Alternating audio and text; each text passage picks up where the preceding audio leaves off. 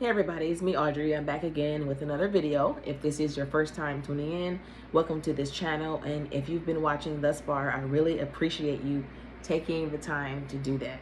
So today I want to talk about how forgiveness is a choice that we can make, right? And we can make it quickly, right? We can choose to forgive quickly, but however, sometimes it's hard to go through the process of healing, and that takes time. And I want to prove it to you here in the scriptures, where I want to talk about what happened with Joseph and his brothers. We all know the story about what happened with Joseph, how he was hated by his family, sold into slavery. He was lied on and thrown in prison. He was forgotten.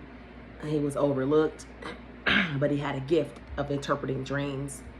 And so once Pharaoh had these two dreams, Joseph was the only one who was able to interpret what the dreams meant. And it talked about how they were going to go through the 7 years of plenty and then 7 years of famine. And Pharaoh appointed him to be basically the overseer of those seasons. And so and he made him second in command over all of Egypt. So he managed everything. He managed how everything was going to take place in the times of harvest and in the time of famine. And so now Joseph's brothers are actually coming to Egypt to get help. And that is where we're going to go to chapter 42. Because once again, you can forgive someone, right? You can choose to forgive, but a lot of times it takes time to process the pain. And a lot of times people would tell you, oh, just get over it, right? It's so easy to say, get over it, but it's easier said than done. And we just have to take the time to actually process and grieve. And I'm going to show you here in the scriptures where Joseph actually did that. Even though he had came to this place of forgiveness, he'd forgiven his brothers, he's treating them well. However, he still remembered that pain of what they did to him. And I'm going to prove it here.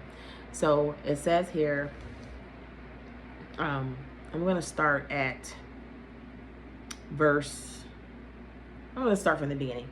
So it says, when Jacob learned that there was grain for sale in Egypt, he said to his sons, why do you look at one another?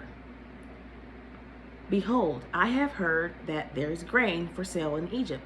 Go down and buy grain for us there, and that we may live and not die. So 10 of Joseph's brothers went down to buy grain in Egypt. But Jacob did not send Benjamin, Joseph's brother, with his brothers, for he feared that harm might happen to him. Thus the sons of Israel came to buy among the others who came, for the famine was in the land of Canaan. Okay? So Benjamin was Joseph's baby brother. Now, Joseph was governor over the land. He was the one who sold to all the people of the land. And Joseph's brothers came and bowed themselves before him with their faces to the ground. Okay, so this is basically Joseph's dream being fulfilled, of his brothers bowing down to him. Joseph saw his brothers and recognized them, but it says that he treated them like strangers and spoke roughly to them. Where do you come from? He said. They said, from the land of Canaan, to buy food. And Joseph recognized his brothers, but they did not recognize him. Okay, because by this time, at the time when he was betrayed by his brothers, he was 17 years old. So years have passed now. And so he's changed. And then he has on the Egyptian attire as well. So they don't recognize him. And Joseph remembered the dreams that he had dreamed of them.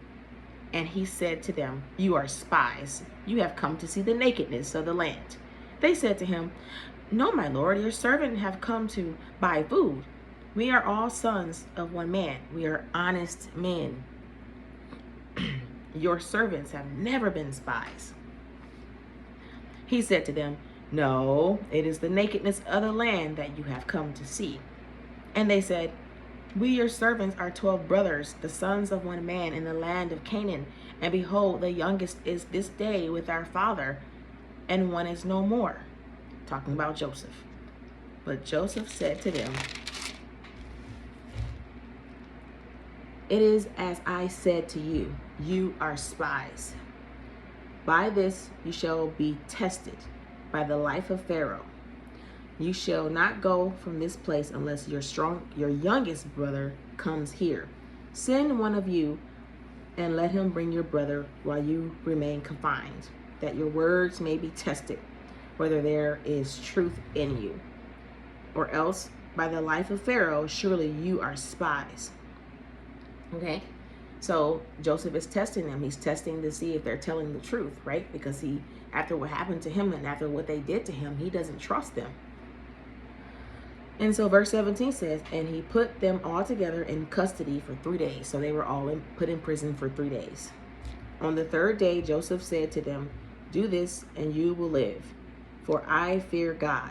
If you are honest men, let one of your brothers remain confined where you are in custody, and let the rest go and carry grain for the famine of your households. And bring your youngest brother to me, so your words will be verified, and you shall not die. And they did so. Okay, verse 21. And I'm only going to read to verse 24. So I'm almost done. So then they said to one another, in truth, we are guilty concerning our brother, and that we saw the distress of his soul when he begged us, and we did not listen. That is why this distress has come upon us. And Reuben answered them, did I not tell you not to sin against the boy? But you did not listen. So now there comes a reckoning for his blood. They did not know that Joseph understood them. So all the time they're talking this and saying this, and they're confessing this, because that's what this is. They're finally confessing that maybe the reason why they're going through what they're going through is because of what they did to their brother. And they have this awareness, right? They're not hiding it, but they're confessing that. But Joseph is able to understand them. And then once again, they did not know that Joseph understood them, for there was an interpreter between them. Then he turned away from them and wept. I'm going to read that again. Then he turned away from them and wept. And he returned to them and spoke to them. And he took Simeon from them and bound him before their eyes. So I'm going to stop right there. It said he had to turn away and weep when he heard them finally confess it. Confess that they were wrong. Because that really hurt Joseph, what they did to him. It really hurt him. It really bothered him. Yes, he's being good to them, right? He's showing them mercy. Why? Because he's chosen in his heart. He made the decision to forgive, right? And now his heart is being healed now because of the confession of his brothers, right? It triggered him it moved him to tears because he remembered that pain. And so what I want to say to you is that take all the time you need to process the pain, the anger, the grief that you're feeling in the moment because of what happened to you, because of what someone did to you, because of the offenses. You know, I want to say, choose forgiveness, right? Make a choice to forgive. Say, Lord, help me to forgive. I really want to forgive because I know that's what you want. That's what you require of me as a believer. And so you want to forgive others, but you also want to have a heart that's not full of bitterness and resentment. And so this is where we really have to pray just really pray hard and ask God to help us, you know. And we have people like Joseph to remind us that it's okay to have those feelings. It's okay to weep. It's okay to cry over what happened, because it did hurt. That's one thing we're not going to deny. is that it hurt. That hurt Joseph. What his brothers did to him, that hurt him to his core. But he did not allow that pain. He didn't allow the bitterness, right? Of course, he did test them, right? Because it also did cause some distrust as well, which is understandable, right? Because when people wrong us, and yes, we can ask them to forgive us, or they can apologize, right? But that relationship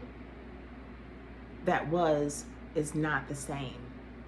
It's not the same. It changes, right? So you're a little bit more guarded, and you're a little bit more aware, and so you pay attention more, and in a way it causes you to kind of like distrust them in a way that you have never done before, right?